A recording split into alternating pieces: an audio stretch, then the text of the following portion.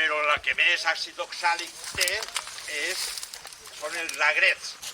De fet, el seu nom, oxalis pes caprae, peu de cabra. Dirà, al final de maig, perquè quan traus, pam, aquí una peuneta d'estes de cabra. Oxalis pes caprae. Això són els agrets, ja sabeu, això es menja, o menjat. El puntet aquest àcid, de l'àcid oxàlic. Fa una flor preciosa, els agrets cobreix sobretot els bancals de regadiu, de tarongers i tal, és un clàssic veure els tarongers i veure-ho tot cobert dels grocs. I va passar una cosa, és originària d'allà de Sud-àfrica, vull dir, esto venen perquè allí en Sud-àfrica hi ha una zona, la zona del Cap de Bona Esperança, que té clima mediterrani i el paisatge és similar a allà, de manera que plantes d'allí, quan s'han dut aquí, viceversa, triomfen, ocupen la mar de bé.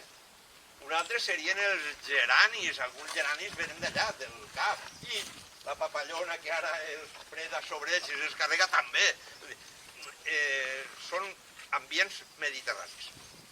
Va passar una cosa curiosa, no a mi directament, sinó a una alumna de pràctiques de CAP, per a fer professors i demés. Havíem treballat junts i ja sabia la meva tècnica, que consistia molt en mirar, ensenyar a mirar i a partir d'ahí construir el que serien les ciències de la natura, construir biologia, construir tot, però a base d'un diàleg entre el que veus, el que toques, els dolores que t'han dit i el que realment apareix després en llibres i demés. La qüestió, li van donar per començar a donar classes ja en un col·legi, una escola de les afores d'Alacant, de les que hi ha zones que tenen col·legis. Ella, només entra el primer dia, veu que tot l'hivern i tots els voltants estaven florits en agrets. Preciós. El camp ple de bravos.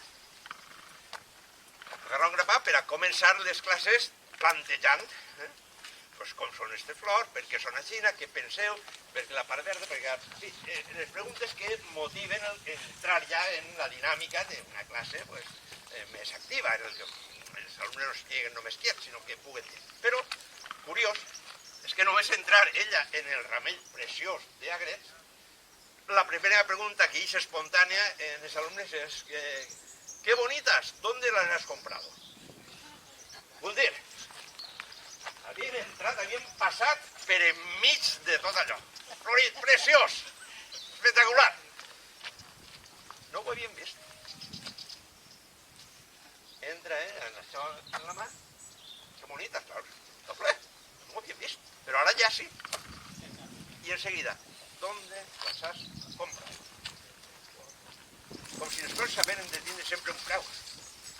Com si la bellesa estiguera sempre en tendes i amb un cartellet i que es pogueren comprar i vendre.